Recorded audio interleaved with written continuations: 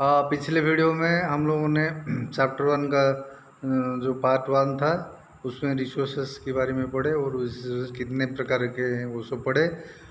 अभी हम लोगों ने सेकंड पार्ट में डेवलपमेंट ऑफ रिसोर्सेस और बाकी चीज़ जो रिसोर्सेस का प्लानिंग है और ग्लोबली रिसोर्सेस का ऊपर क्या क्या एक्शन लिया है ये सब के बारे में पढ़ेंगे।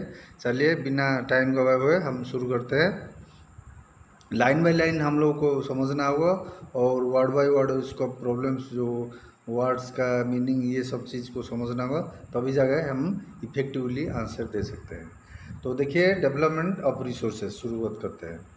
Resources are vital for human survival as well as for maintaining the quality of life.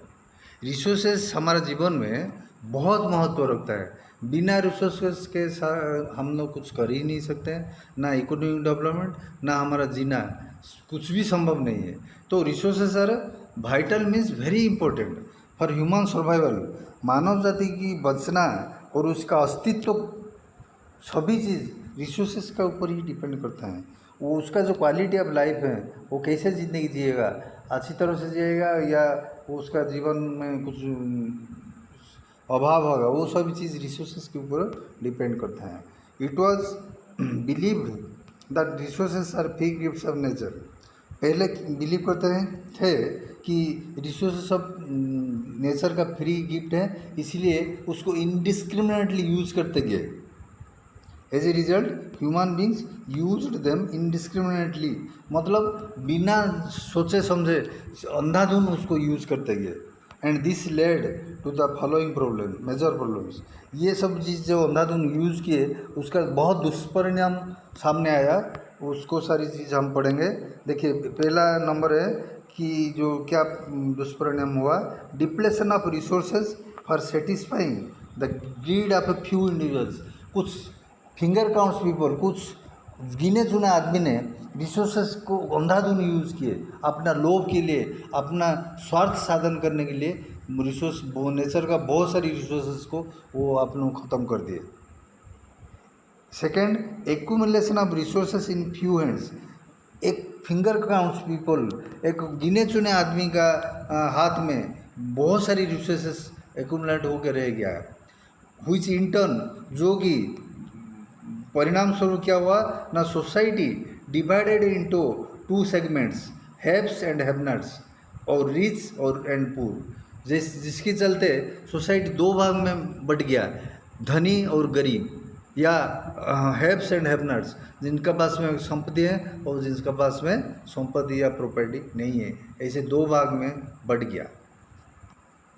उसका और एक परिणाम क्या हुआ, indiscriminate exploitation of resources has led to the global ecological crisis such as global warming, ozone layer depletion, environmental pollution, land degradation etcetera.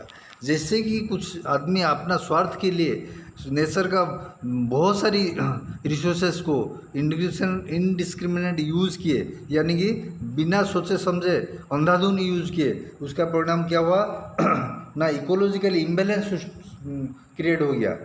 Global warming क्या है ना, carbon dioxide जम गया, जिसका चलते हुए हमारा अर्थ का टेम्परेचर इंक्रीज हो गया। ओजोन लेयर रिप्लेसन हो गया। ओजोन लेयर जो हमारा अर्थ को एक कंबल की तरह ओढ़े हुए रखता है, सनलाइट का जो अल्ट्रावायलेट रेस हैं उससे प्रोटेक्ट करता है, उसमें छिद्र हो गया। ये रिसोर्सेस का गलत यूज़ किए या एक्सेस यूज़ करने के चलते ओजोन लेयर में डिप्लेशन हो गया, यानी कि छिद्र हो गया।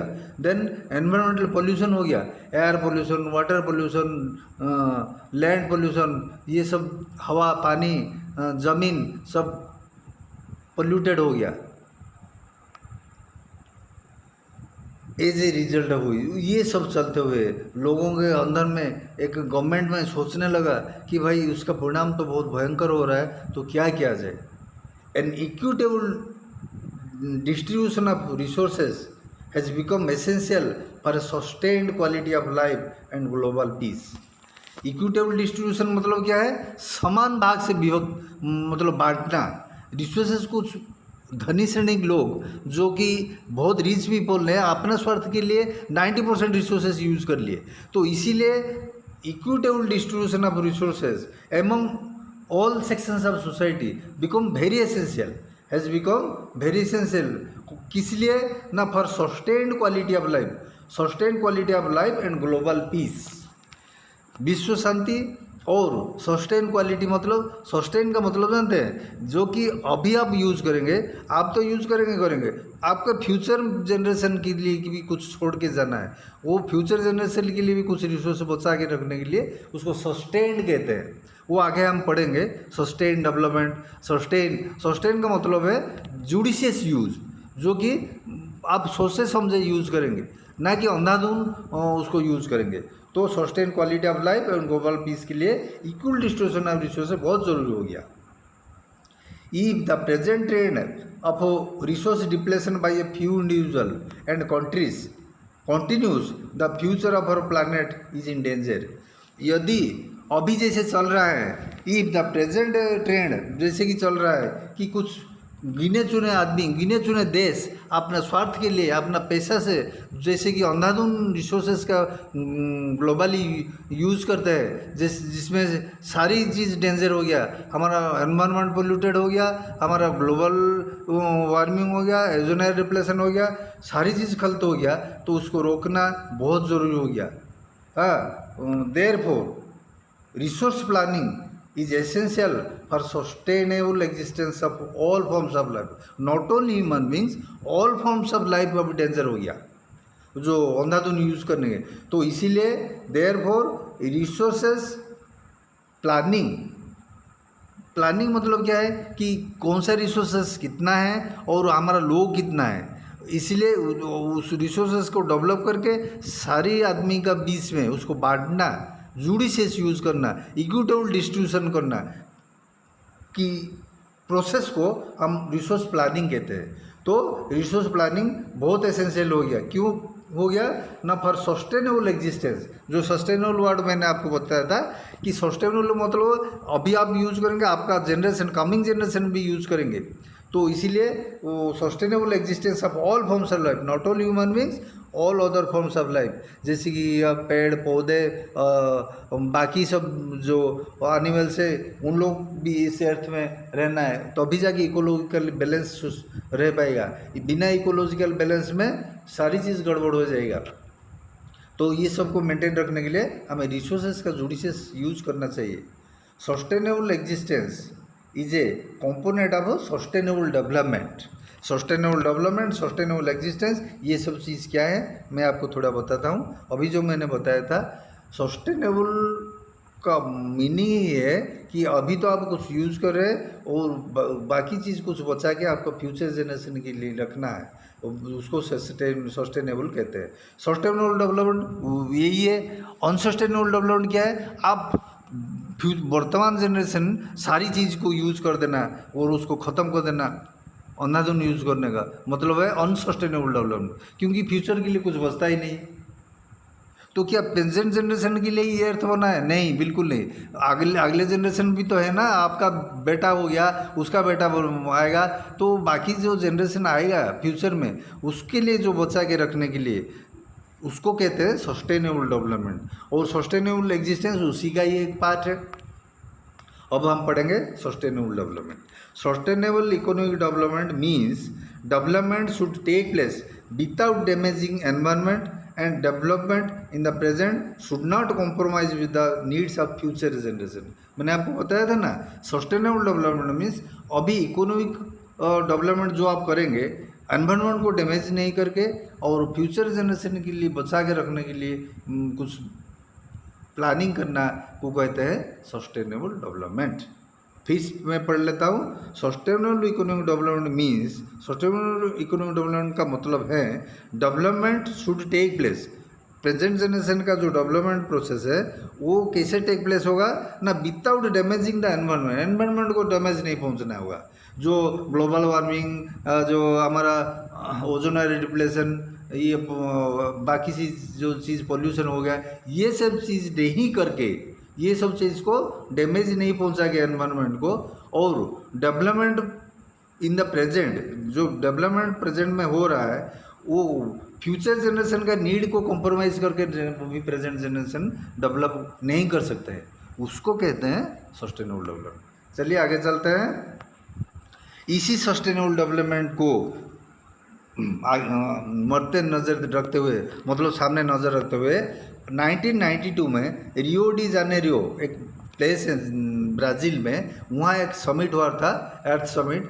ये रिसोर्सेज का जुडिशियस प्लानिंग करने के लिए, जो एनवायरनमेंट पोल्यूशन करते हैं कुछ लोग, कुछ कंट्रीज उसको अंधाधुंध इनडिस्क्रिमिनेट यूज़ करते हैं, उसको रोकने के लिए हम 92 में रियो डी जानेरियो में अर्थ समिट हुआ था।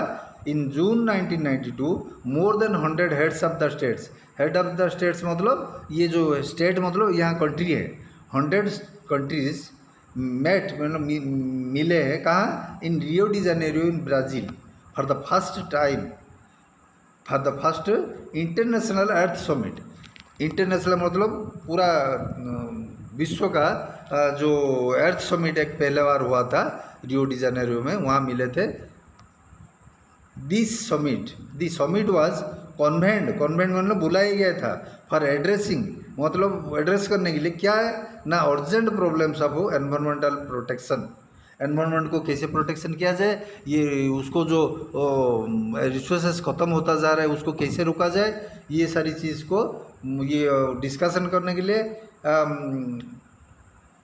And socio economic development at global level, कैसे सोशियो इकोनॉमिक डेवलपमेंट किया जाएगा मगर एनवायरनमेंट को बिना खेती पहुंचाए हुए कैसे डेवलपमेंट किया जाएगा, उसको डिस्कशन करने के लिए 1992 में रियो डी जानेरियो में अर्थ समिट हुआ था।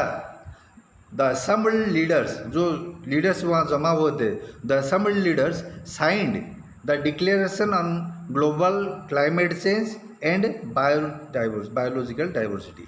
जो लीडर्स वहाँ जमा हुए थे एक डिक्लेरेशन साइन को है, वो डिक्लेरेशन क्या है ना, ग्लोबल क्लाइमेट चेंज के ऊपर एंड बायोलॉजिकल डाइवर्सिटी के ऊपर एक एग्रीमेंट या डिक्लेरेशन साइन किए हुए थे। मैं आपको बता देता हूँ बायोडाइवर्सिटी क्या है। Biological diversity means diversity of flora and fauna. Flora means all plants and fauna means all animals. इसको जो वेराइटी है उसको हम कहते हैं बायोलॉजिकल डाइवर्सिटी या शॉर्टकट में बायोडाइवर्सिटी। तो बायोडाइवर्सिटी को कैसे मेंटेन किया जाएगा, और ग्लोबल क्लाइमेटिक चेंज जो हो रहा है गलत तरीके से, मतलब नेगेटिवली चेंज हो रहा है, पॉजिटिव चेंज नहीं, क्योंकि अर्थ का टेम्परेचर बढ़ रहा है ग्लोबल वार्मिंग की वजह से, तो ओजोन लेयर में जो छिद्र हुआ है, जो डिप्लेशन हुआ है, ये सारी चीज़ क्या है, नेगेटिव चेंज इन एनवायरनमेंट। सो ये सब चीज़ को ग्लोबल क्लाइमेटिक चेंज जो नेगेटिव दिख है उसको रोकने के लिए एंड बायोडाइवर्सिटी को मेंटेन करने के लिए वहाँ एक डिक्लेरेशन साइन किया गया था। द रियो कन्वेंशन यानी कि जो रियो में मीटिंग बुलाया गया था, एंडोर्स्ड मतलब accepted the global forest principles. Global का फॉरेस्ट प्रिंसिपल्स क्या है कि नेचर में मतलब ग्लोबली या पूरा विश्व में कुछ परसेंट अर्थ का फॉरेस्ट होना चाहिए, जैसे कि 33% of the earth must be covered with forest. ये सारी चीज़ वहाँ एक्सेप्ट किया गया था।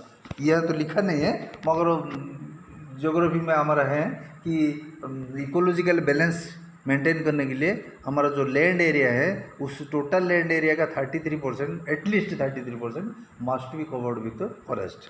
तो यहाँ global forest principle and adopted agenda 21 for achieving sustainable development in 21st century. वो 92 में हुआ था, तो अगले आ रहा था वो हमारा 21st सेंचुरी जो अभी चल रहा है। तो ये 21st सेंचुरी में सस्टेनेबल डेवलपमेंट कैसे होगा उसके लिए adopted agenda 21 means 21 goals, 21 rules बनाया गया था वहाँ। ये यहाँ तो अभी लिखा हुआ नहीं है एजेंडा 21 में क्या क्या है, मगर ब्रॉडली वो क्या किसकी मारी में हुआ था वो सारी चीज़ यहाँ है। देखिए agenda 21 it is declaration signed by world leaders. World का जो लीडर्स जमा होता है 100 लीडर्स, तो वहाँ 92 में यूनाइटेड नेशंस वो जो समिट है कौन बुलाया था, United Nations conference on environment and development UNCED ये बुलाया था। तो उसमें ये which two plus eight Rio de Janeiro अभी जो डिस्कशन किए थे ब्राज़ील में, इट एम्स एट अचीविंग, वो क्या अचीवमेंट करने 21 जो ब्रॉड गोल्स लिखा हुआ है, पूरा 21 प्रिंसिपल्स नहीं लिखा हुआ है यहाँ, मगर क्या क्या वो एम मतलब वो क्या लक्ष्य था वहाँ अचीव करने के लिए ना, global sustainable development. Global sustainable development में बाकी सारी चीज़ क्या क्या है, it is an agenda to combat means to fight environmental damage, poverty, disease, malnutrition, illiteracy etcetera through global cooperation on common interest, mutual needs and shared responsibilities. ये इसको मैं समझा देता हूँ थोड़ा।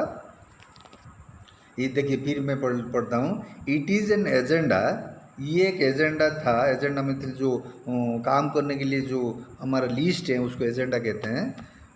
To combat means to fight environmental damage, environmental जो damage हो गया, जो global warming, hole in ozone layer, ये सब चीज़ को फाइट करने के लिए, and poverty, disease etcetera fight करने कैसे ना, थ्रू ग्लोबल कोऑपरेशन, ये नहीं कि लड़ाई करके, through global cooperation on common interest. Common interest क्या है कि सारी देश में गरीब लोग हैं तो उनको गरीबी कैसे दूर किया जाए, इलिटरेसी हर जगह है उसको कैसे दूर किया जाए।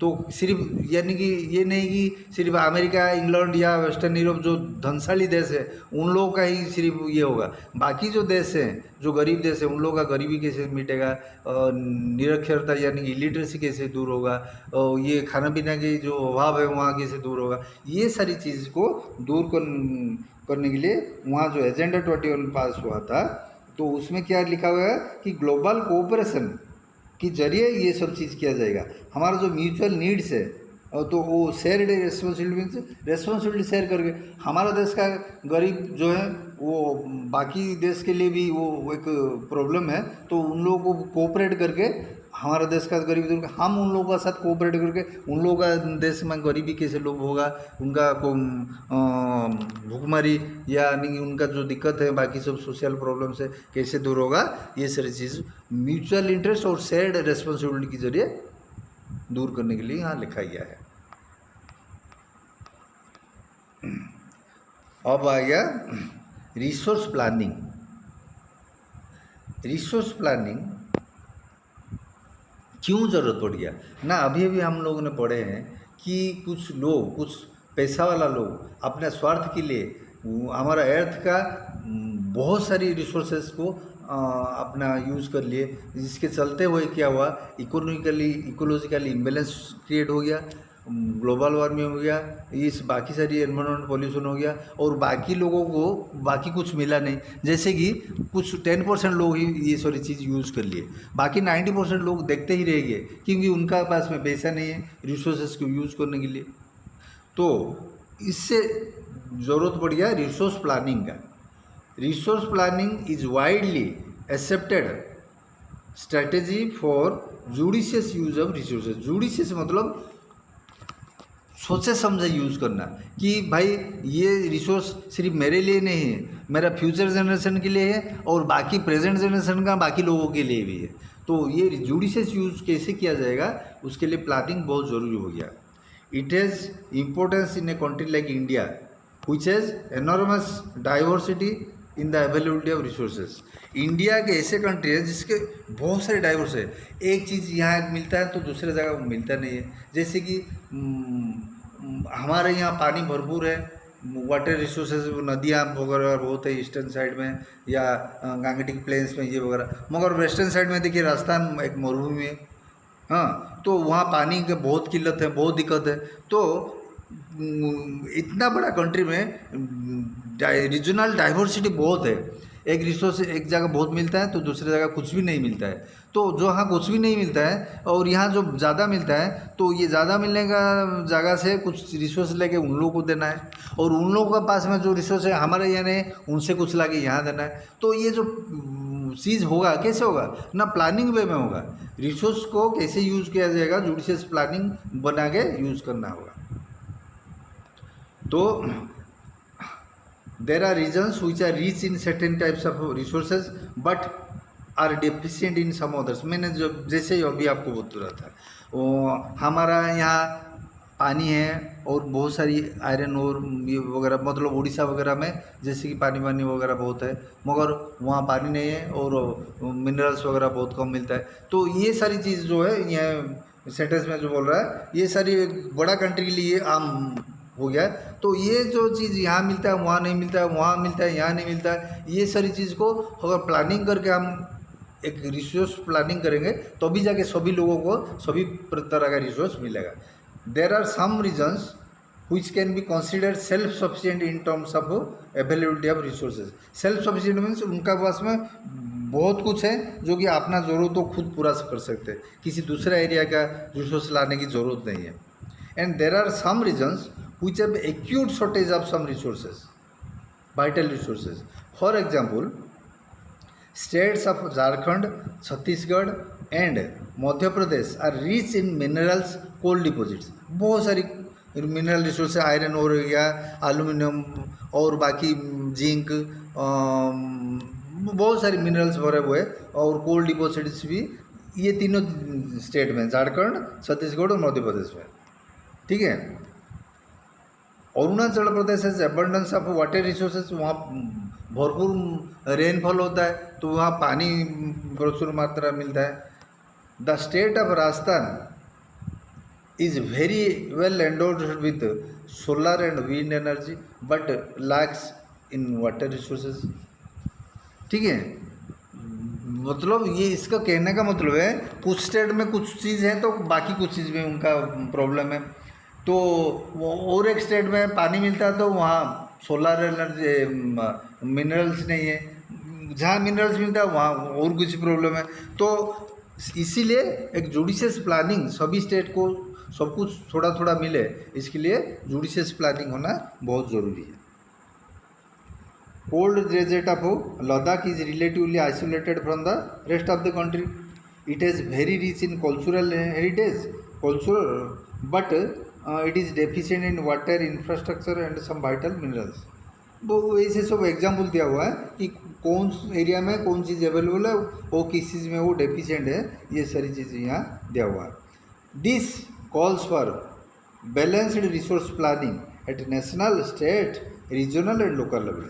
ये सारी चीज़ जो डाइवर्सिटी हैं जो पिछले मतलब सेंटेंस में हम लोग पढ़े हैं, इसीलिए this calls for balanced resource planning. Resource planning balance मतलब क्या है कि देश में हमारा एक सर्वे होगा कि कहाँ कहाँ कौन सी चीज़ अवेलेबल है, उसको एक प्लानिंग बना के लिखा जाएगा और कहाँ कहाँ कौन चीज़ मिलता नहीं है, सब मिला के बैलेंस यूज़ करने के लिए इस एरिया का कुछ रिसोर्स उधर दिया जाएगा, उधर का रिसोर्स जहाँ कुछ मिलता है इधर जाएगा। तो उसको कहते हैं रिसोर्स प्लानिंग। और planning at not only at national level but state level, regional level and local level also. Local level से शुरुआत होगा, लोकल लेवल पहले, उसके बाद रीजनल में, उस स्टेट में और फिर नेशनल लेवल। ये सारी लेवल पे हमारा रिसोर्स प्लानिंग होगा, रिसोर्स सर्वे होगा, कहाँ क्या मिलता है, उसका बाद मैपिंग होगा, उसका बाद उसको प्लानिंग करके कैसे यूज़ किया जाएगा, देश का सारी लोगों को सब तरह का रिसोर्सेज कैसे थोड़ा थोड़ा मिलेगा, ये सारी चीज़ को देखना होगा हम लोगों को।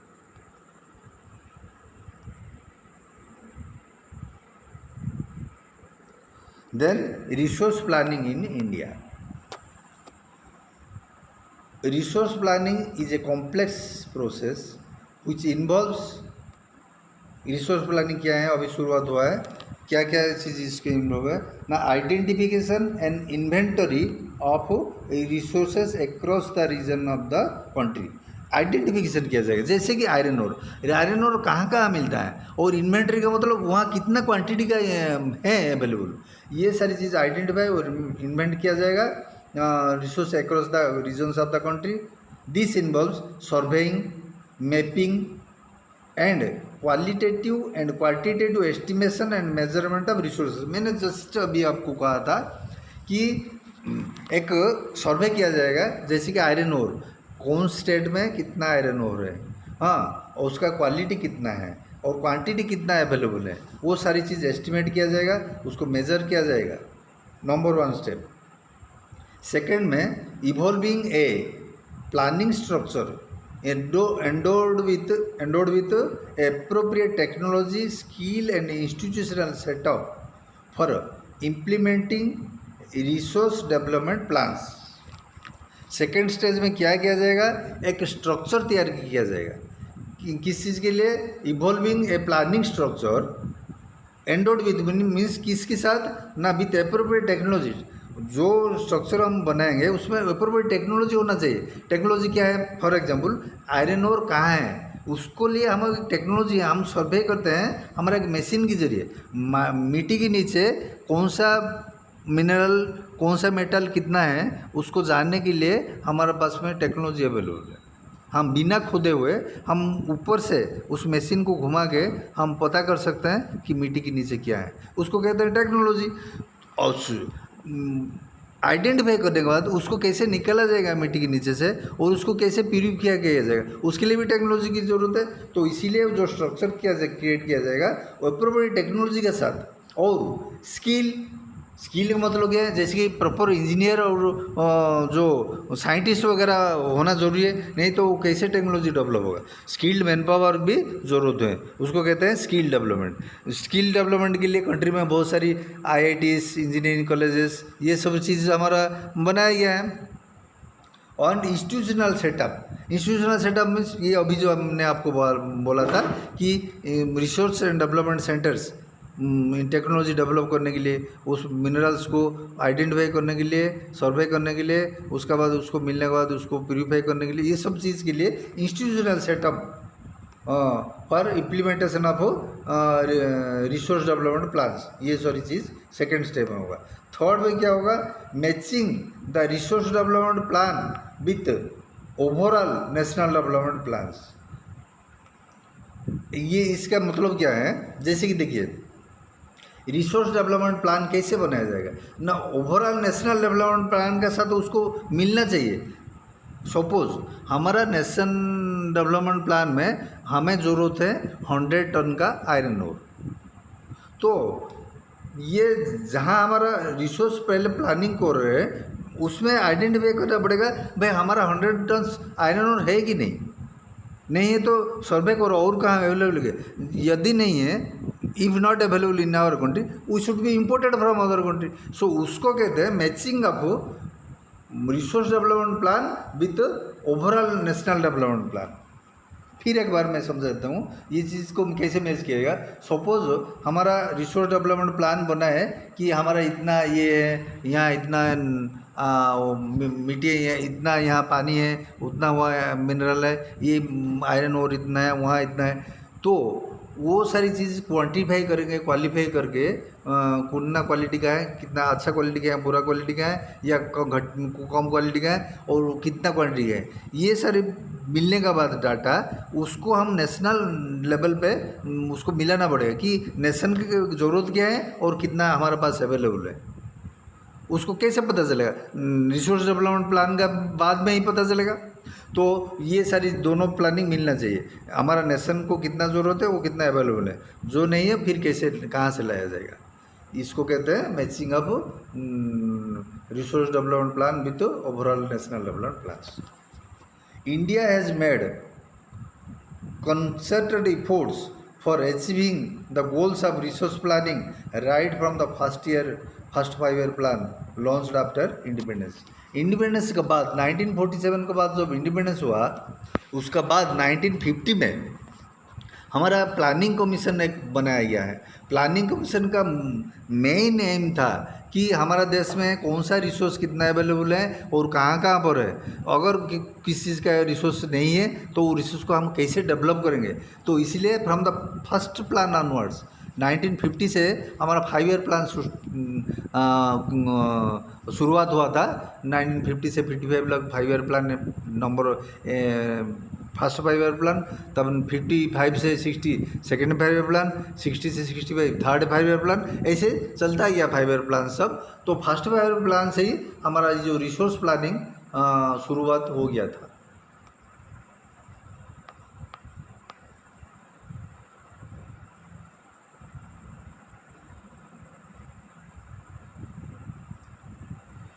देन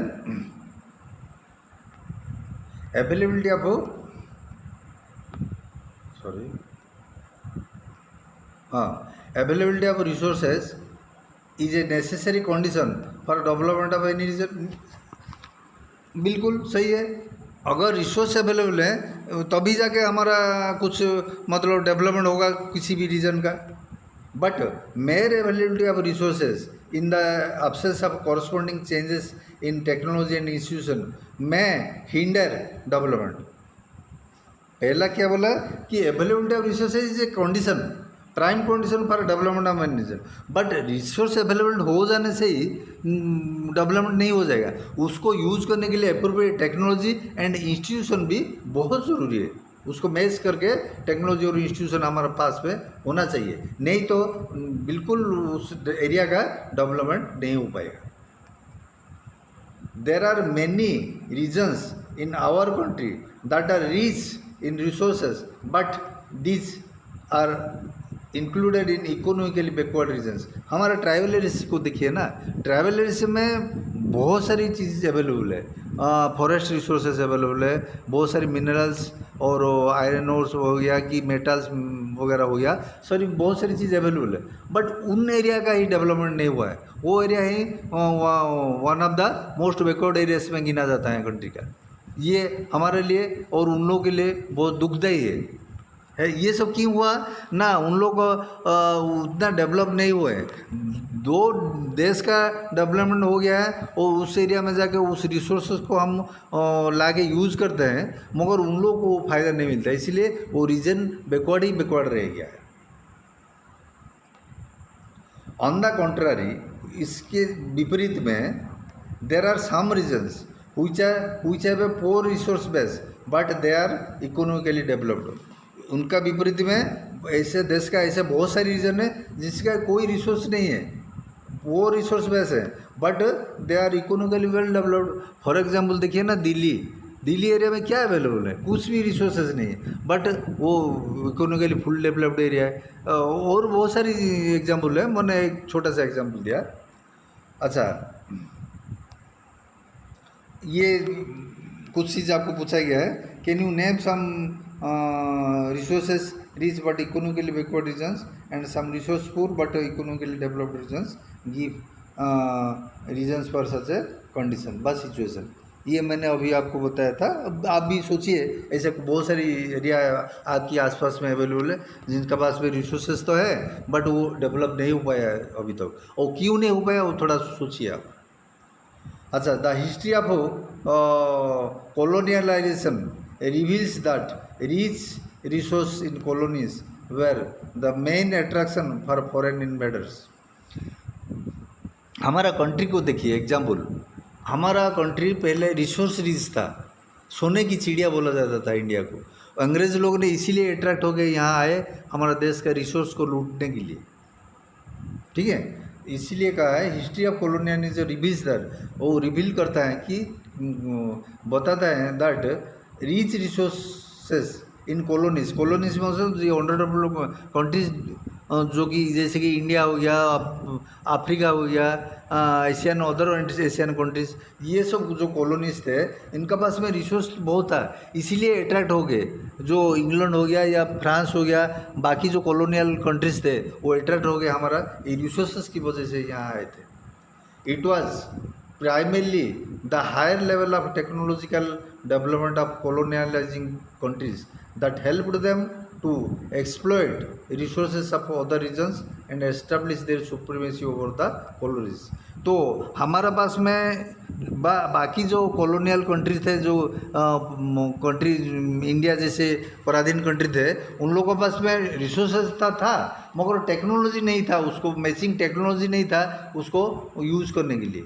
मगर जो कॉलोनियल कंट्रीज थे, कॉलोनाइजिंग कंट्रीज जो थे, जैसे कि इंग्लैंड हो गया या फ्रांस हो गया, बाकी जो कंट्रीज थे उन लोगों के पास में टेक्नोलॉजी था मगर रिसोर्स नहीं था। तो वो टेक्नोलॉजी को ला के हमारा देश में या जो कॉलोनियल कंट्रीज था उन लोगों का जो रिसोर्सेस है उसको यूज़ किए उन लोगों ने, अपना स्वार्थ के लिए किए, ना कि हमारा कंट्रीज़ के लिए। इसीलिए हमारा कंट्री के पास में रिसोर्सेस हो के भी हम लोग गरीब को गरीब रह गए। वो जो कॉलोनियलाइजिंग कंट्रीज थे, अमेरिका, इंग्लैंड वगैरह, अमेरिका तो नहीं, इंग्लैंड, फ्रांस वगैरह जो कॉलोनियलाइजिंग कंट्रीज थे, उन लोगों ने बहुत रिच होते चले गए। Therefore resources contribute to development only when they are accompanied by appropriate technological development and institutional changes। इसीलिए रिसोर्स सिर्फ होने से नहीं होता है, उस रिसोर्स को मैच करने के लिए, मतलब इस रिसोर्स को एक्सप्लॉइट करके यूज़ करने के लिए एप्रोप्रिएट टेक्नोलॉजी होना ज़रूरी है और एप्रोप्रिएट इंस्टीट्यूशन ज़रूरी है। मैंने आपको पहले भी बताया था कि रिसोर्स हैं हमारे पास में, सपोज हमें पता चल गया कि हमारा मिट्टी के नीचे बहुत सारे आयरन ओर है, मगर अगर अप्रोप्रिएट टेक्नोलॉजी हमारे पास में नहीं है, उस आयरन ओर को मिट्टी से निकाल के उसको जो गंदगी साफ करके यूज़ करने के लिए हमारे पास में अप्रोप्रिएट ना टेक्नोलॉजी है, ना मैन पावर है, ना इंस्टीट्यूशन है, तो बेकार हो गया हमारे लिए। तो इसीलिए सिर्फ रिसोर्स अवेलेबल होने से नहीं होता है, उसको मैच करके एप्रोप्रिएट टेक्नोलॉजी और इंस्टीट्यूशन भी होना बहुत ज़रूरी है। India has experienced all this in different phases of colonialisation. हम इंडिया ये सारी चीज़ को पहले से अनुभव किया हुआ है ये कॉलोनियलाइजिंग पीरियड में, कि कैसे हमारे पास में रिसोर्स और के भी हम लोग गरीब को गरीब रह गए। इंग्लैंड में वो टेक्नोलॉजी था, वो यूज़ करके हमारे रिसोर्स को यूज़ करके वो अपना पैसा संपत्ति धन बना लिए। Therefore, in India, development in general and resource development in particular does not only involve the availability of resources but also the technology, quality of human resource and the historical experience of the people। Therefore, इसीलिए India में development in general, जो overall जो development है, and resource development in particularly जो हमारा resource का development does not only involve availability of resource, सिर्फ मेरे रिसोर्स अवेलेबिलिटी नहीं है, मगर उसको मैच करने के लिए टेक्नोलॉजी और क्वालिटी ऑफ मैन पावर, जैसे कि इंजीनियर हो गया, साइंटिस्ट हो गया, ये सारी चीज़ हमारे पास में है कि नहीं अवेलेबल देखने के लिए। और हमारे पास में एक्सपीरियंस भी था कि हमारे पास में रिसोर्स होते हुए हम लोग कैसे गरीब रह गए, वो हिस्ट्रिकल एक्सपीरियंस भी हमारे पास में था। इसीलिए फर्स्ट प्लानिंग ऑनवर्ड्स हम लोगों ने क्या किया कि एक प्लानिंग कमीशन गठन करके रिसोर्स प्लानिंग शुरू कर दिए थे हम लोगों ने। कंजर्वेशन ऑफ रिसोर्सेज, कंजर्वेशन क्या है और रिसोर्स कंजर्वेशन क्या है, मैं आपको सिंपल भाषा में समझाता हूँ।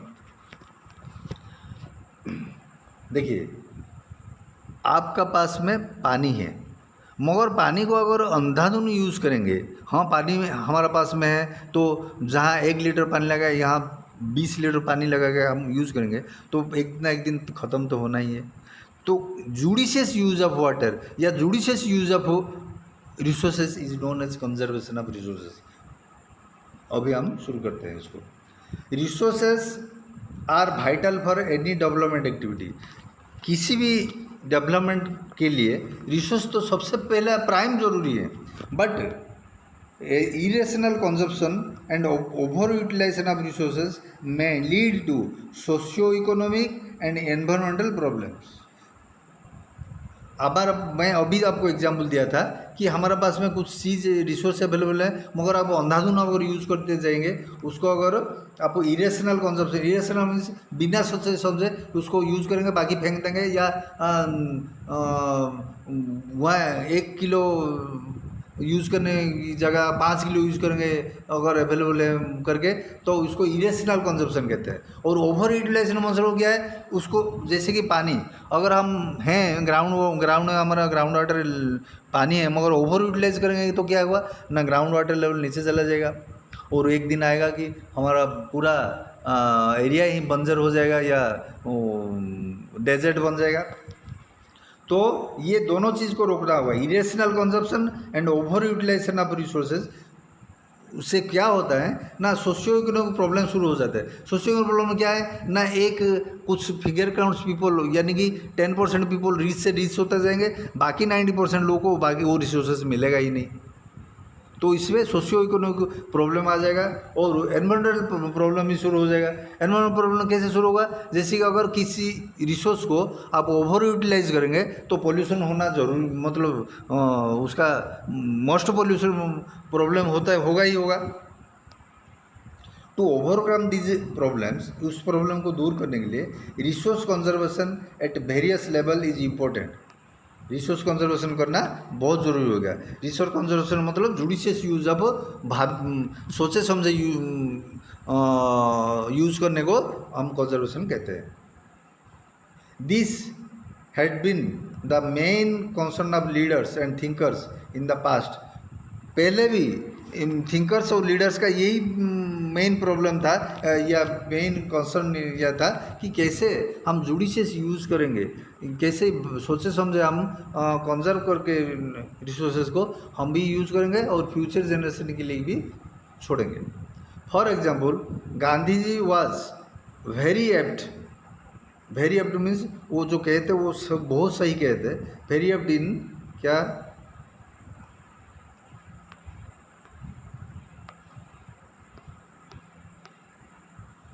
in voicing his concern about the conservation of resources in these words। Gandhi ji ने रिसोर्स के बारे में क्या बोला था कि there is enough for everybody's need but and not for anybody's greed। Gandhi ji ने बोले थे कि हमारा पृथ्वी में, हमारा विश्व में सभी चीज़ सभी के लिए प्लेंटली अवेलेबल है, बट किसी के लिए, किसी का लोभ को पूरा करने के लिए वो बहुत कम हो जाता है। सभी चीज़ अवेलेबल हैं, सभी लोगों को सभी चीज़ मिलेगा अगर जुडिशियस यूज़ करेंगे, मगर कुछ लोग अगर अपना भूख मिटाने के लिए अगर सारी चीज़ खा जाएंगे तो बाकी लोग को भूखा रहना तो पड़ेगा ही पड़ेगा। तो इसीलिए गांधी जी का जो वर्ड है वो सही है कि किसी का ग्रीड के लिए ये बहुत कम पड़ जाएगा मगर उसका नीड फुलफिल करने के लिए सफिशिएंट है।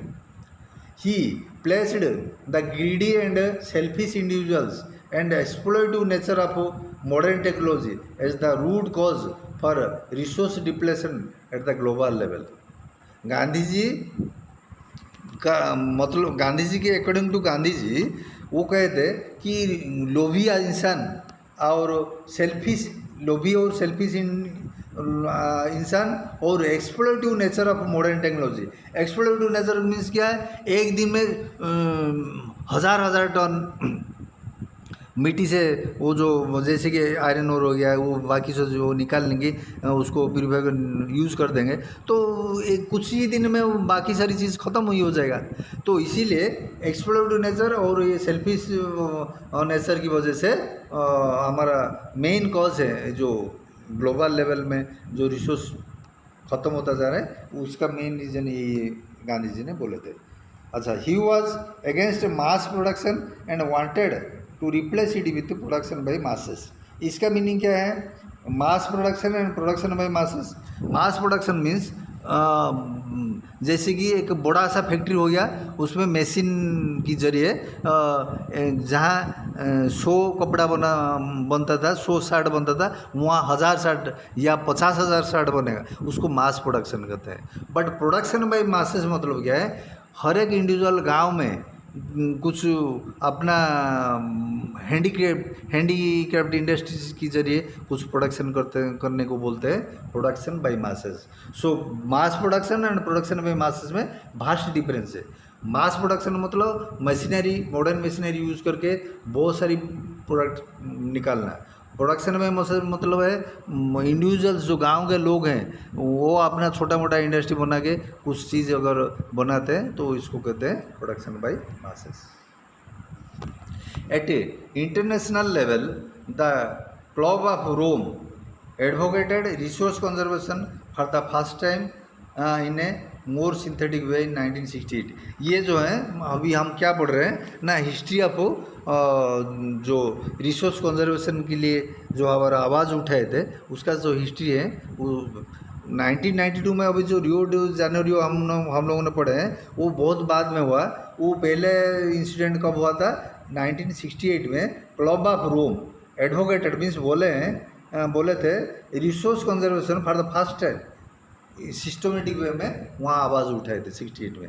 Then Subsequently, in 1974, Gandhian philosophy was once again presented by Schumacher in his book Small is Beautiful.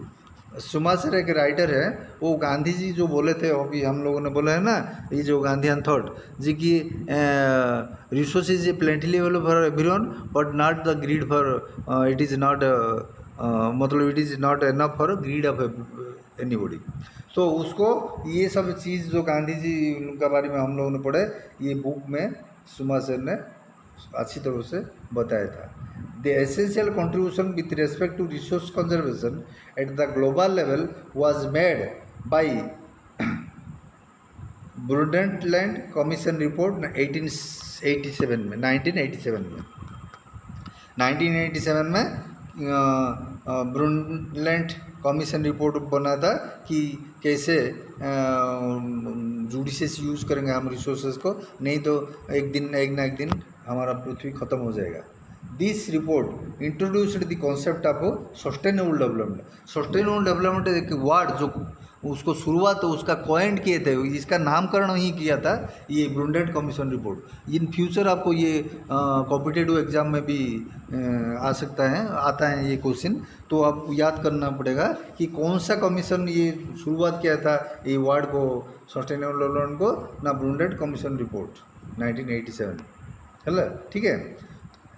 And advocated it as a means for resource conservation which was subsequently published in a book entitled our common future.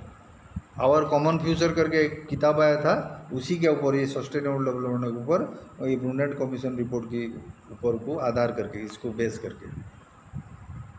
Another significant contribution was made at the 8th summit जो कि हम पढ़े हैं अभी at Rio de Janeiro Brazil in 1992। अब हम पढ़ेंगे land resources.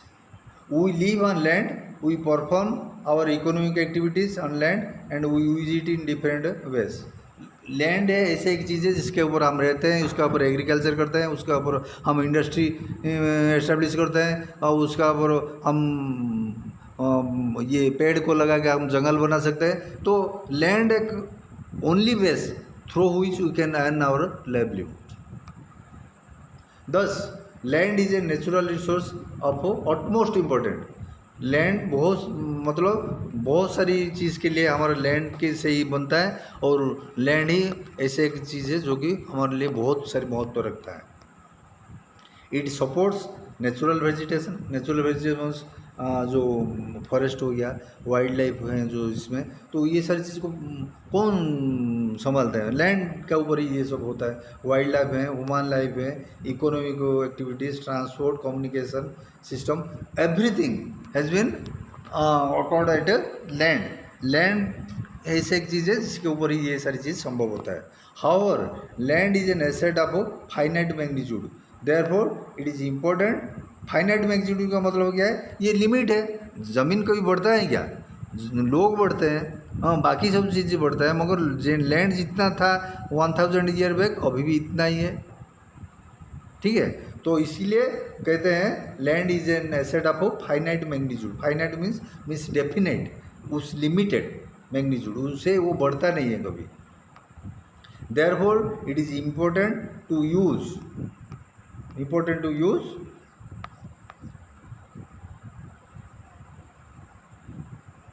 Available land for various purpose with careful planning करके हम लोग को लैंड यूज़ करना पड़ेगा। कैसे ना, जैसे कि मैंने अभी बताया कि 33% of the land must be covered with forest, otherwise economical balance can not be maintained. हमारा लैंड का 33% लैंड होना चाहिए, मतलब फॉरेस्ट होना चाहिए। बाकी सभी चीज़ में आप कुछ भी बना सकते हैं। एग्रीकल्चर के लिए कुछ छोड़ना पड़ेगा, इंडस्ट्री के लिए कुछ छोड़ना पड़ेगा, और रेसिडेंशियल पर्पज़ के लिए कुछ लैंड छोड़ना पड़ेगा। सो लैंड को जुडिशियस यूज़ करना बहुत ज़रूरी है। अब आप यहाँ के मैप देखिए, बना हुआ है फिगर कि लैंड को कैसे यूज़ किया जाता है। ये figure 1.3 India land under important relief features. 27% of the land are plateaus, 43% सबसे ज़्यादा वो प्लेन है, और 30% माउंटेन है। तो हमारा लैंड एरिया का 43% प्लेन है जिसमें हम एग्रीकल्चर वगैरह करते हैं, या जो भी बाकी इंडस्ट्री वगैरह भी होता है, ये सब चीज़ होता है। प्लेटेव 27% चला गया और 30% माउंटेन्स में चला गया। ठीक है, तो मेन हमारा अवेलेबल है, कुछ परसेंट हम प्लेटेव का यूज़ कर सकते हैं, बाकी 43% जो है प्लेन्स का यूज़ कर सकते हैं।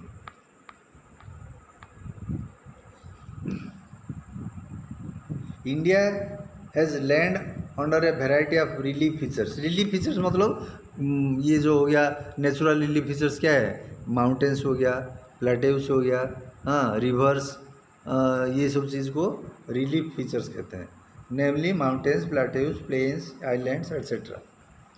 About 43% of the land area is plain. अभी हमने आपको देखा है फिगर में, 43% of the land is plain which provides facility for agriculture and industry. Mountains account for 30% of the total surface area of the country and ensure perennial flow of some rivers, provide facilities for tourism, ecological aspect.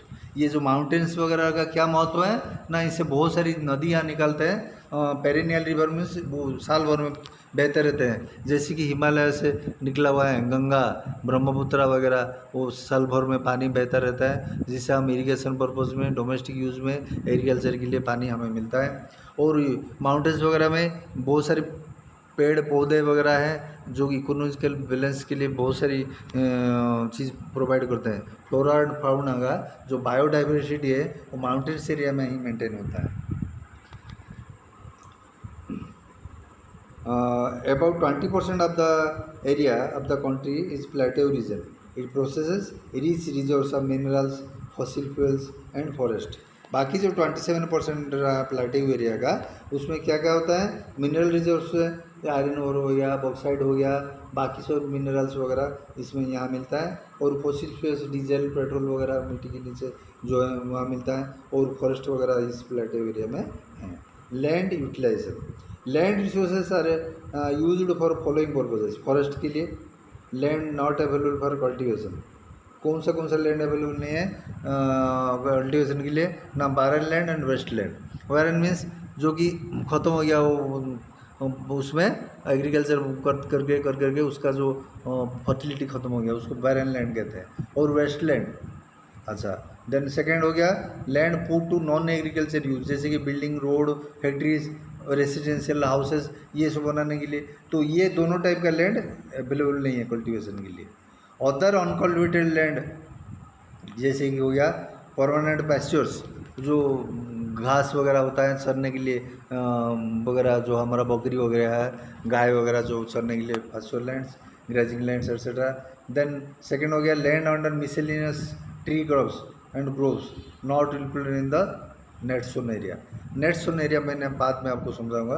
Then cultural wasteland left for uncultivated for more than 5 years।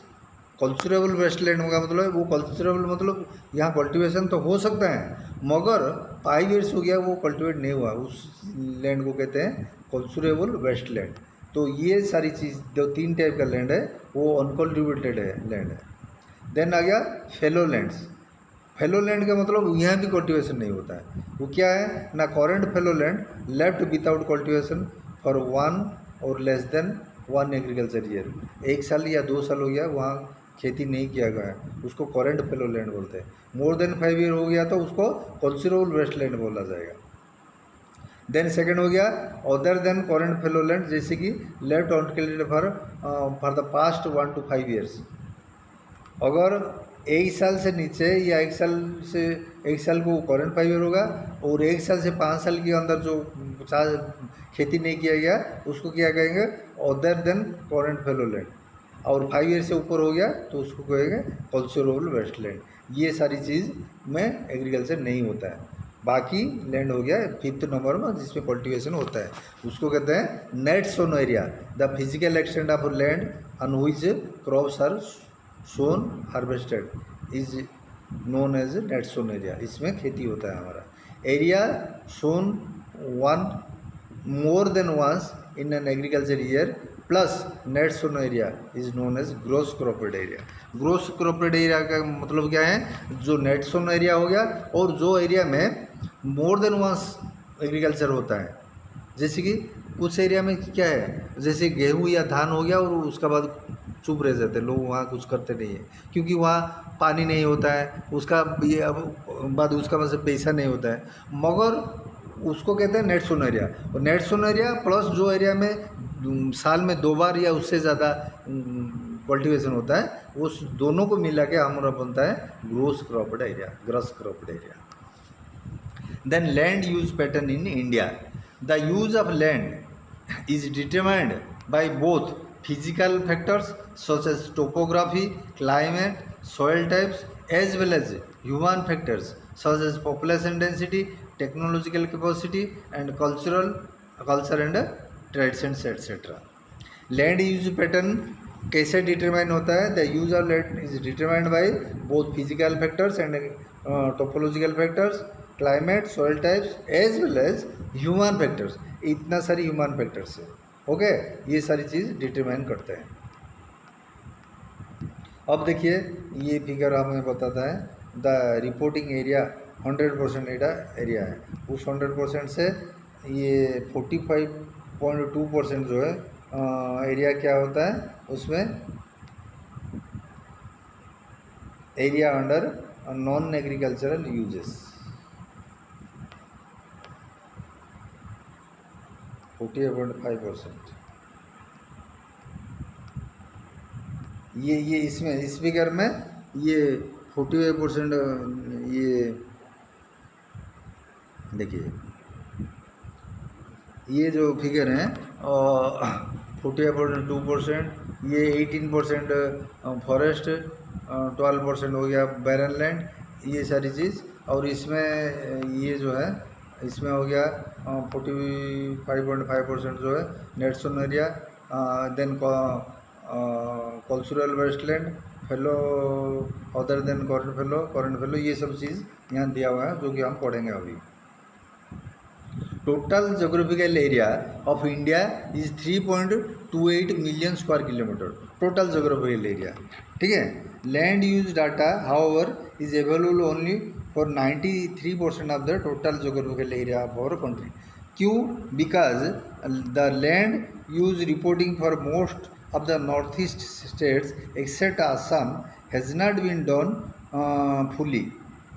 क्यों बाकी 7% के लिए हमारा पास में data available नहीं है ना? नॉर्थ ईस्ट स्टेट में आसाम को छोड़ के बाकी जो नॉर्थ ईस्ट स्टेट में अभी तक हम लोगों ने क्या किया कि लैंड यूज रिपोर्टिंग नहीं हुआ पाया है फुली, ठीक है।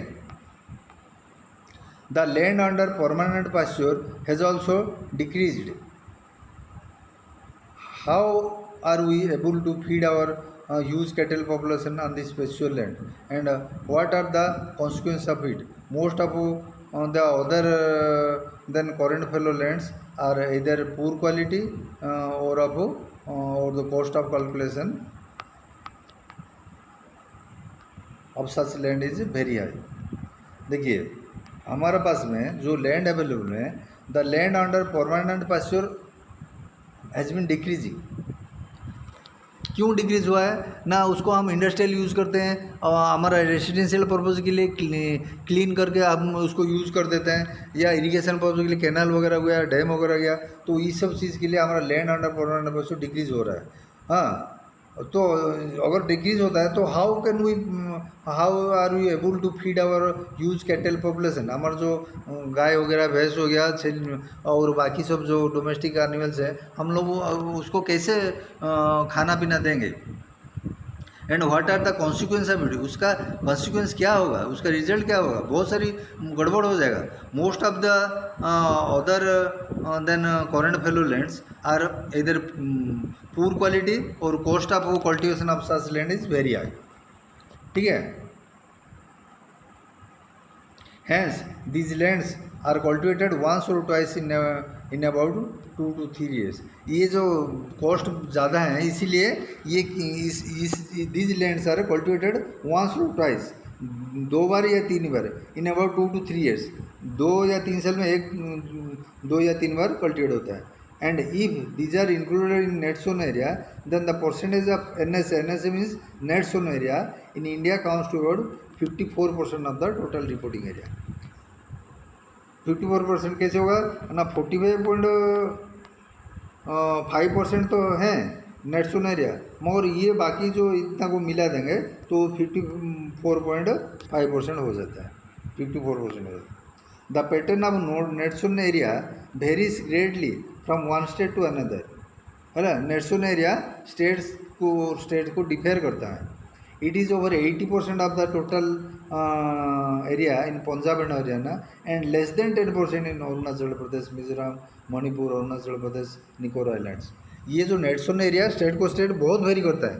पंजाब और हरियाणा में 80% of the land are net sown area, मतलब 80% ऑफ लैंड में एग्रीकल्चर होता है. मगर हमारा जो नॉर्थ ईस्टर्न स्टेट्स हुआ है, जैसे कि हो गया अरुणाचल प्रदेश, मिजोरम, मणिपुर, अंडमान निकोबार आइलैंड, इसमें less than 10% of the total area is under agriculture.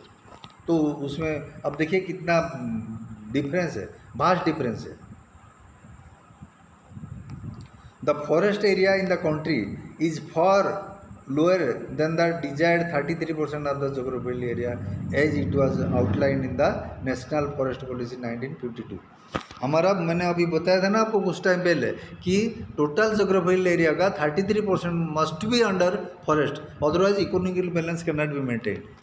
But हमारा पास में इतना नहीं है. अभी 24% of the total geographical area under forest है.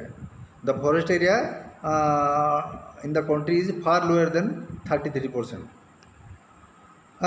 It was considered essential for maintenance of ecological balance. मैंने अभी कहा था आपको.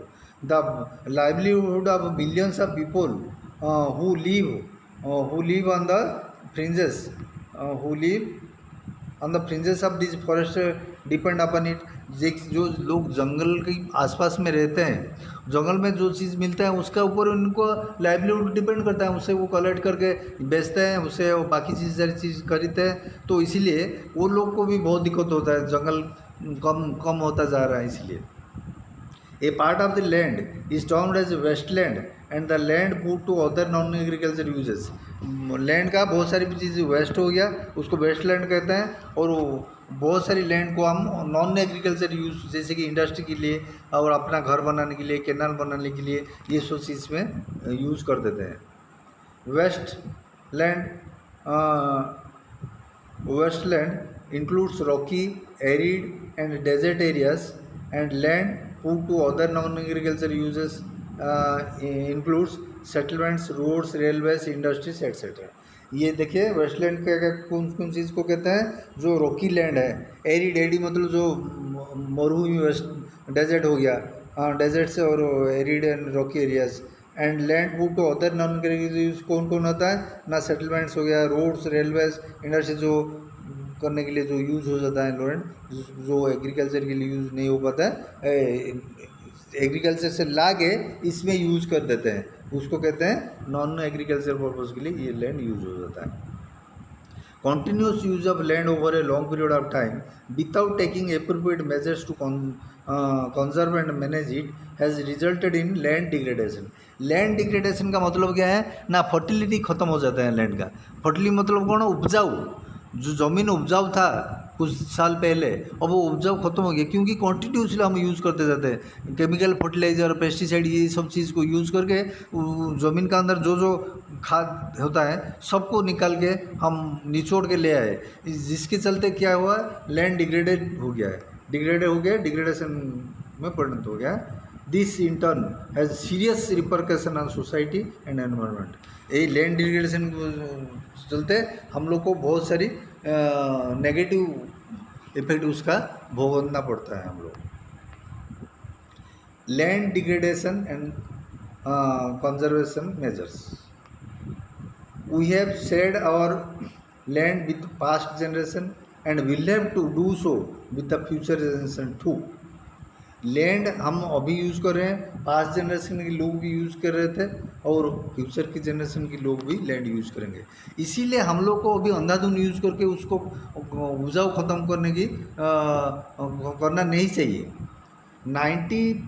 5% of our basic needs of food, shelter and clothing are obtained from land. हमारा लैंड से हमारा 95% ऑफ द बेसिक नीड्स जैसे कि खाना पीना हो गया, शेल्टर हो गया, क्लॉथिंग हो गया, ये सब लैंड से आता है. Human activities have not only brought about degradation of land but have also aggravated the pace of natural forces to cause damage to land. लोगों ने अपना काम गलत काम के जरिए लैंड को तो डिग्रेड कर दिए, उसका फर्टिलिटी तो ख़त्म कर दिए, और बाकी सब नेचुरल जो फोर्सेस होते हैं उसको मौका दिए लैंड को डिग्रेड. जैसे कि लैंड का ऊपर से आप अगर पेड़ हटा दिए तो लैंड हल्का हो गया, वो जो टॉप लेवल टॉप सॉइल जो है वो बिल्कुल हल्का हो गया. जो जैसे विंड बहेगा उसका ऊपर वो मिट्टी को उड़ा के ले जाएगा, तो सॉइल इरोजन हो जाता है. तो इसीलिए human activity not only degraded directly the land but also indirectly responsible for it degradation. Indirectly कैसे? जैसे कि लैंड को ख़त्म कर दिया, उसका ऊपर जो लैंड का ऊपर जो प्लांटेशन कवर था, तो नेचुरल रिसोर्सेज जैसे हो गया, नेचुरल फोर्सेस, विंड हो गया, पानी का जो बहता पानी हो गया, ये सारी चीज़ बाकी लैंड जो बचा हुआ है उसको डिग्रेड कर देता है.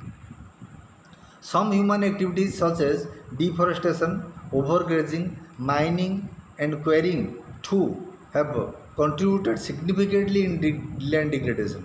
ये सारी चीज़ जो है लैंड डिग्रेडेशन के लिए बहुत सारी दायी है. जैसे कौन कौन चीज़ है? डिफॉरेस्टेशन, लैंड को काट दिया हमने, उसका ऊपर जो फॉरेस्ट था, क्योंकि उसमें हमें जंगल काट के उसे इंडस्ट्री बनाते हैं अपना घर बनाने के लिए, ये सब के लिए डिफॉरेस्टेशन कर दिए. या ओवरग्रेजिंग, हम जो पशु वगैरह है हमारा ग्रेजिंग कर करके वो उसका ऊपर में जो घास वगैरह था वो सब चीज़ अगर खा जाएंगे तो टॉप सॉइल खाली हो गया. और माइनिंग करके वो खोद के हम इस एरिया का इकोलॉजिकल बैलेंस बहुत सारी डैमेज कर देते हैं. माइनिंग एंड कोरिंग के जरिए बहुत सारी लैंड वो डिग्रेड हो जाता है. हाँ, तो ये सब चीज़ significantly contributed to land degradation. ये सब चीज़ बहुत हद तक दायी हैं.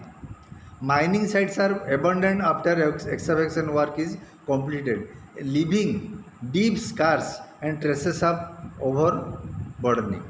माइनिंग मतलब क्या है? देखिए, जैसे कि यहाँ हमारा आयरन ओर अवेलेबल है मिट्टी के नीचे, तो हम खोद के आयरन ओर निकाल लेते हैं और बाकी ऐसे ही ऐसे छोड़ देते हैं. तो उसमें क्या होता है, चारों साइड्स में वो मिट्टी निकाल के वो ऐसे गड्ढा हो गया, उस गड्ढा को ऐसे ही छोड़ देते हैं, उसको भर के उसका ऊपर प्लांट लगा देते हैं, तो बहुत सारी इकोलॉजिकल बैलेंस मेंटेन हो जाता है, एफोरेस्टेशन भी हो जाता है, मगर हम ऐसे ही छोड़ देते हैं, जिसके चलते बहुत सारी क्षति होता है हमारा. In states like Jharkhand, Chhattisgarh, Madhya Pradesh and Odisha, deforestation due to mining have caused severe land degradation. कौन कौन स्टेट में? झारखंड, छत्तीसगढ़, मध्य प्रदेश, उड़ीसा, इसमें मिनरल रिसोर्सेज भरा पड़े हैं, तो माइनिंग कर लेते हैं हम लोग. माइनिंग करने के बाद ऐसे ही ऐसे छोड़ देते हैं, जिसका चलते क्या हुआ, वहाँ लैंड डिग्रेडेशन हो जाता है. In states like Gujarat, Rajasthan, Madhya Pradesh, Maharashtra, overgrazing is one of the main reasons for land degradation. Rajasthan, Madhya Pradesh और महाराष्ट्र में कौन सा चीज़ लैंड डिग्रेड करता है ना? ओवरग्रेजिंग. वहाँ जो पशु वगैरह हैं वहाँ घास चर के उसको क्या कहते हैं, वो लैंड को बैरन कर दिए, जिसका चलते वहाँ लैंड डिग्रेडेशन हो जाता है. In states of Punjab, Haryana, western Uttar Pradesh, over irrigation is responsible for degradation due to water logging leading to increase in salinity and alkalinity in soil. Haryana, Uttar Pradesh, Punjab, ये सब वगैरह में इरिगेशन करके वो अपना एग्रीकल्चर करते हैं, तो ओवर इरिगेशन चलते क्या होता है, वाटर लॉगिंग, पानी सब जम जाता है लैंड में, तो जमने के बाद क्या होता है, उसका सैलिनिटी एंड अल्कलिनिटी बढ़ जाता है, और वो लैंड बैरन हो जाता है, वो कृषि की लायक नहीं रहता है, वो लैंड डिग्रेड हो जाता है. The mineral processing like grinding of limestone for cement industry,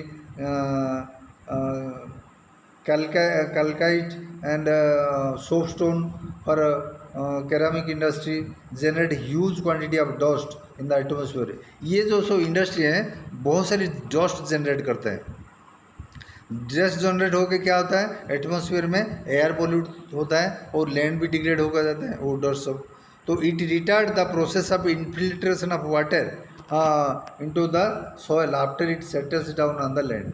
ये जो धूल वगैरह उस इंडस्ट्री से निकलता है वो जाके ज़मीन के ऊपर जम जाता है, जम के एक लेयर क्रिएट कर देता है, जिसके चलते जो बारिश होता है पानी जो यहाँ उसका ऊपर पड़ता है वो सोख हो गए नीचे नहीं जाता है, वो पानी ऊपर ऊपर बह के चले जाता है, क्योंकि ये लेयर क्रिएट हो गया है वो रोस्ट का लेयर। तो ज़मीन को नीचे पानी सोख करके नहीं जा पाता, इसलिए अंडरग्राउंड वाटर वहाँ रिफिल नहीं हो पाता है।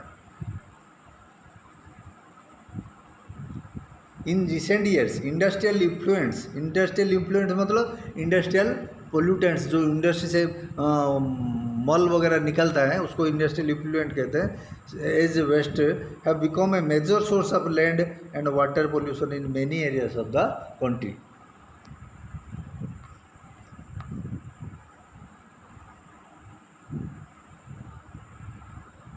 There are many ways to solve problems of land degradation. Afforestation and proper management of grazing can help to some extent. ये जो लैंड डिग्रेडेशन को मिटाने के लिए, सॉल्व करने के लिए बहुत सारी रास्ता हैं। तो उसमें एक रास्ता है एफोरेस्टेशन, मीन्स पेड़ पौधे लगाना, and proper management of grazing proper management किया जाएगा, यानी कि कुछ घास वगैरह लगाया जाएगा, उसमें पशु छोड़ा जाएगा, वो अगर घास खा लिए तो दूसरा जगह घास वगैरह लगा के उसमें ग्रेजिंग लैंड क्रिएट करना पड़ेगा, नहीं कि जो नेचुरल ग्रेजिंग है उसको बार बार वहाँ पशु वगैरह छोड़ के उसको ख़त्म कर देंगे। Then planting of shelter beds of plants, control on overgrazing, stabilization of stand dunes by growing thorny bushes are some of the methods to check land degradation in arid areas. In arid areas जैसे कि राजस्थान वगैरह में हम लोगों को क्या करना पड़ेगा ना, planting of shelter belts of plants का एक शेल्टर बेल्ट किया जाएगा कि इस एरिया में प्लांट को सेफली प्रोटेक्ट किया जाएगा, और कंट्रोल ऑन ओवरग्रेजिंग कंट्रोल किया जाएगा। स्टेबलाइजेशन ऑफ सैंड ड्यून्स, जो यहाँ जो रेत वगैरह जो हैं मरुभूमि में वो जो उनका वहाँ है, तो वहाँ कुछ थ्रोनी ब्रूसेस वगैरह लगाया जाएगा, जिसके चलते क्या है वहाँ से जो धूल वगैरह हवा में उड़ जाता है वो नहीं उड़ेगा, वो जो वहाँ थ्रोनी प्रोसेस होगा वो उसको जकड़ के रखेगा। अच्छा, proper management of wastelands, control of mining activities, proper discharge and disposal of industrial effluents and waste after treatment can reduce land and water degradation in industrial and suburban areas. अच्छा, जो area में industry वगैरह है वहाँ कैसे होगा ना, proper management of wasteland, control of mining activity, जहाँ माइनिंग वगैरह है तो माइनिंग होने के बाद वो उसको फिर रिफिल करके मिट्टी वगैरह वहाँ प्लांट वगैरह लगाया जाएगा, ठीक है। और जहाँ इंडस्ट्री वगैरह है जो इफ्लुएंट्स वो वेस्ट निकलता है उसको रिसाइकिल करके उसको जो वेस्ट है उसको हटा के हम वेस्ट ट्रीटमेंट करके वो लैंड और वाटर जो डिग्रेडेशन होता है उसको रोक सकते हैं या कम कर सकते हैं। Soil as a resource, soil as a very important resource because without soil we can't do anything. For a farmer soil is everything. तो soil as a resource, soil is the most important renewable natural resource. Renewable क्यों बोला गया है? क्योंकि soil बनता है, जितना soil है उतना ही नहीं है, सॉइल बनता है। कैसे बनता है ना, जैसे कि हमारा जो रॉक्स वगैरह है वेदरिंग की प्रोसेस में हीट एंड कोल्ड हो गए वो वीक हो जाता है, उसका ऊपर पानी और सनलाइट जब पड़ते हैं तो वो ख़त्म हो गया आस्ते आस्ते, वो बड़ा साइज़ का रॉक छोटा हो जाता है, उससे छोटा होता है, उसके बाद पेबल बन जाता है, उसके बाद मिट्टी में वो परिणत हो जाता है। इसीलिए सॉइल एक रिन्यूएबल एंड नेचुरल रिसोर्स है। अच्छा, it is the medium of plant growth, supports different types of living organisms on earth. Earth में रहने के लिए किसके ऊपर हम रहते हैं, और सांस वगैरह जो एग्रीकल्चर वगैरह कहाँ होता है, मिट्टी के ऊपर ही होता है। तो इसीलिए it is the most important medium for plant growth and supports different types of earth life on earth. Soil is a living system, it is a living system, ठीक है। It takes millions of years to form soil up to a few centimetre in depth. 1 या 2 centimetre soil formation होने के लिए millions of year लग जाता है।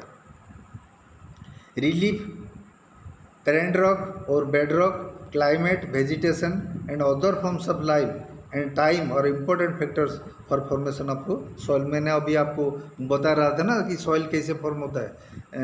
Relief, various leaves, जैसे कि हो गया हमारा बहता हुआ नदी, जो माउंटेन्स वगैरह, और parent rock, climate, climate sir जैसे कि हो गया बारिश का सीज़न, उसके बाद समर सीजन आता है तो गर्मी होता है, उसके बाद पानी उसमें बढ़ जाता है, तो ये रॉयल सॉक जो रॉक होता है एक्सपांड होता है, कॉन्ट्रैक्ट होता है, ऐसे होते होते वेदरिंग की प्रोसेस में वो सॉइल बनता है। Climate, vegetation and other forms of life and time, time means समय, ये सब इम्पोर्टेंट फैक्टर हैं सॉइल फॉर्मेशन में। Various forces of nature such as change in temperature, action of running water, wind, glacier, activities of decomposers etc. contribute to the formation of soil। मैंने ये सारी चीज़ आपको अभी भी बताया है। कैसे ना, various forces of nature, change in temperature change होता है, रनिंग वाटर रॉक के ऊपर रन करता है, तो और विंड, ग्लाशियर, ये सब चीज़ जो बहते हैं, ग्लाशियर जो वैसे घिस के बहता है सॉलिड रॉक के ऊपर, वो घिस घिस के वो जो रॉक है छोटा छोटा हो गया, वो मिट्टी में चेंज होता रहता है। और एक्टिविटीज आर डीकम्पोजर्स, डीकम्पोजर्स मतलब क्या है, जैसे कि हो गया वायरस, बैक्टीरिया वगैरह, मिट्टी में जो चीज़ मिल जाता है, ह्यूमस वो कैसे क्रिएट होता है, ऑर्गेनिक मैटर जो है, ये प्लांट हो, ह्यूमन बॉडी से हो, या किसी एनिमल का बॉडी जो मरने का बाद मिट्टी में मिलता है, वो डीकम्पोजर्स हैं जो कि उसको मिट्टी में मिलाते हैं, और जो जिसका उनका बॉडी में जो मिनरल्स होता है वो मिट्टी में चला जाता है। तो ये डीकम्पोजर्स भी एक इम्पोर्टेंट फैक्टर है सॉइल फॉर्मेशन में। Chemical and organic changes which take place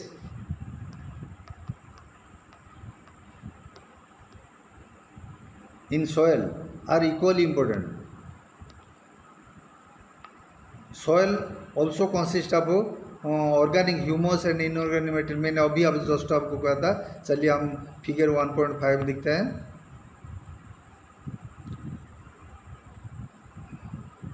ऊपर में सबसे ऊपर में top soil, the upper soil layer, then उसके नीचे होता है sub soil, weathered rocks, sand and silt उसके नीचे जमता है, उसके नीचे है substratum, weathered parent rock material, और उसे अंडर में unweathered parent rock, unweathered parent rock, उसके ऊपर में आ गया substratum, weather parent rock material. मतलब एक जो रॉक है वो कैसे आहिस्ता आहिस्ता वेदरिंग की प्रोसेस में मिट्टी में मिलता है, ये सब प्रोसेस में दिखाया गया है, सॉइल प्रोफाइल इसमें। देन आ गया on the basis of factors responsible for soil formation, colour, thickness, texture, age, chemical and physical properties, the soils of India are classified into different types. कौन सी बेसिस पे हम सॉइल को classify किए हैं ना, factors responsible for soil formation, जो factors थे सॉइल फॉर्मेशन में, कलर उसका ब्लैक या रेड या वाइट या कैसे कलर है, वो थिकनेस उसका गहराई, और टेक्सचर उसका एज पुराना है या नया है, उसका केमिकल एंड फिजिकल प्रॉपर्टीज़ को लेके हम इंडिया का जो सॉइल है उसको डिफरेंट टाइप्स में क्लासीफाई किए हुए हैं। आ गया classification of soil. India has varied relief features, landforms, climate realms and vegetation types. These have contributed to the development of various types of soils। India में क्यों और कैसे various types of soil available है ना, ये सब चीज़ के लिए India has varied relief features. कहाँ माउंटेन है तो कहाँ नदी है तो कहाँ प्लेटे हुए, तो रिलीफ फीचर्स बहुत सारी अलग अलग हैं, जैसे लैंडफॉर्म्स वेरियस अलग हैं, और क्लाइमेटिक रियल्स भी अलग है। राजस्थान वगैरह में क्लाइमेट अलग है, और ये नॉर्थ इंडियन स्टेट में अलग क्लाइमेट है, ईस्टर्न रीजन्स उड़ीसा वेस्ट बंगाल वगैरह में क्लाइमेटिक अलग है, साउथ में क्लाइमेट अलग। तो ये सारी चीज़ अलग अलग क्लाइमेट अलग अलग वेदर की वजह से और वेजिटेशन टाइप उसका अनुसार होता है। तो ये सारी अलग अलग फीचर्स की वजह से हमारा सॉइल टाइप्स भी डिफरेंट है, क्योंकि ये सबको लेके ही सॉइल बनता है। तो सॉइल भी नेचुरली अलग अलग ही होगा। तो हम पढ़ते हैं टाइप्स ऑफ सॉइल्स। फर्स्ट आ गया alluvial soil. This is the most widely spread and important soil. Alluvial soil most widely spread है और ये इम्पोर्टेंट सॉइल है। In fact the entire northern plains are made up of alluvial soils. alluvial soil हमारा जो northern plains हो गया, Gangetic planes हो गया, ब्रह्मपुत्र प्लेन्स हो गया, ये सारी entire Gangetic planes alluvial soil से बना हुआ है। These have been deposited by three important Himalayan river systems: Indus, the Ganga, and the Brahmaputra. These soils are extend in Rajasthan and Gujarat through a narrow corridor. Alluvial soil is also found in the eastern coastal plains, particularly in the deltas of Mahanadi, Godavari, Krishna, and Kaveri rivers. alluvial soils most important and fertile soil है, जिसके ऊपर agriculture बहुत अच्छा होता है। तो ये सारी alluvial soils, जितना नदी है हमारा बड़ा बड़ा छोटा छोटा नदी है, इसके प्लेस में अवेलेबल होता है। नॉर्दर्न में जो तीन नदी है, the Ganga, Indus, the Brahmaputra, बड़ा बड़ा नदी से उसका प्लेस, और ये हमारा जो ये सॉइल राजस्थान और गुजरात में ही कुछ नैरो पेसेस में अवेलेबल है, और alluvial soils कोस्टल प्लेन्स में भी अवेलेबल है। और ईस्टर्न रीजन में जो महानदी हो गया, और साउदर्न में जो कावेरी, कृष्णा, गोदावरी रिवर हो गया, ये सब का डेल्टास में भी ये मिट्टी जो है alluvial soil अवेलेबल है। The alluvial soil consist of various proportions of sand, silt and clay. alluvial soil is a mixture of various proportions. कैसे, कौन कौन चीज़? सैल्ड है, सैल्ड, सील्ट एंड क्ले। मिट्टी मतलब बहुत चिकना पदार्थ, सील्ट मतलब उससे थोड़ा सही है, और सैंड मतलब उससे थोड़ा दानादार। तो ये तीनों का मिक्सचर में हमारा alluvial soil बना हुआ है। As we move inland towards the river valleys, soil particles appear somewhat bigger in size. हम जैसे मूव करते हैं इनलैंड मतलब टुवर्ड्स ज़मीन की तरफ, रिवर से inland towards river valleys, the soil particles appear to be somewhat bigger in size. In the upper reaches of rivers valley, that is near place of break of slope, the soils are coarse.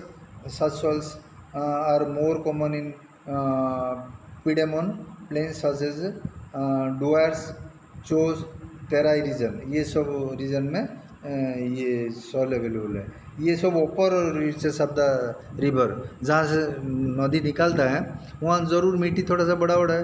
पानी जैसे बह के आता है, उसका साथ जो मिट्टी लाता है वो घिस के बहुत सारी मतलब फाइन हो जाता है। मगर ऊपर रीचेस में वो फाइन हो गए, थोड़ा सा बड़ा साइज मिट्टी है, वो सब चीज़ इस एरिया में अवेलेबल है। Apart from the size of their grains और components of soil are also described on the basis of their age. Age के अनुसार भी हम सॉइल को डिवाइड करते हैं। According to their age, alluvial soils can be classified as old alluvial soil और bhangar, and new alluvial soil और खदर। New alluvial soil में ना अभी बना हुआ है या कुछ साल पहले बना हुआ है, और जो भंगर है वो बहुत 1000 साल पहले बना हुआ है, उसको ओल्ड alluvial soil कहते हैं। द भंगर जो कि ओल्ड alluvial soil है, और has a higher concentration of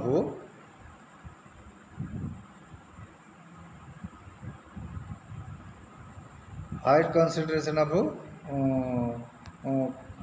kankar needles than the khadar. खदर में खंदर की तुलना में वो जो भंगर है उसमें थोड़ा कंकर नोडल्स ज़्यादा है। It has more fine particles and is more fertile than the bhangar. Khadar क्या है, वो फाइन पार्टिकल है, और ये भंगर से थोड़ा तुलना में थोड़ा ज़्यादा फर्टाइल है। कौन? ये जो खदर है, it has more fine particles and is more fertile than bhangar. Bhangar means old fertile alluvial soil से जो न्यू अलुवियल सॉइल है खदर है वो थोड़ा ज़्यादा फर्टाइल है, वो फाइन पार्टिकल है. Alluvial soil as a whole are very fertile, बहुत उपजा हुए हैं जमीन. Mostly these soils contain adequate proportion of potash, phosphoric acid and lime which are ideal for the growth of sugarcane, paddy, wheat and other cereals and pulse crops. ये alluvial soil है, ये बहुत ideal है पेडी के लिए, sugar cane के लिए, wheat के लिए एंड अदर सीरियस प्रोसेस. क्यों? इसमें अच्छी प्रोपोर्शन में, एडुकेट प्रोपोर्शन में पोटास है, फॉस्फोरिक एसिड है और लाइम है, जो कि बहुत अच्छा ग्रोथ करने के लिए हेल्प करता है ये सब प्लांट्स को.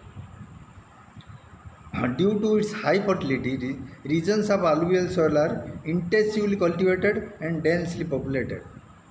ये सारी चीज़ इस फर्टाइल है, इसीलिए यहाँ ज़्यादा लोग भी रहते हैं और ये इंटेंसिवली कल्टिवेट मतलब बार बार इसको कल्टिवेशन किया जाता है. इसीलिए ये सब चीज़ इंटेंसिवली कल्टिवेटेड है और डेंसली पॉपुलेटेड भी है. हाँ, soils in their drier areas are more alkaline and can be productive after proper treatment and irrigation. ये जो अलुवियल सॉइल जो है ड्रायर एरियाज में जो अलुवियल सॉइल्स है ये मोर अल्कालाइन है और वो उसको उपजाऊ बना जा सकता है कैसे ना, उसको प्रॉपर ट्रीटमेंट करके और इरिगेशन करके. हेलो स्टूडेंट्स, अभी हम लोग यहाँ थोड़ा सा एक गैप लेते हैं, उसका बाद में बाकी वीडियो बाद में आपको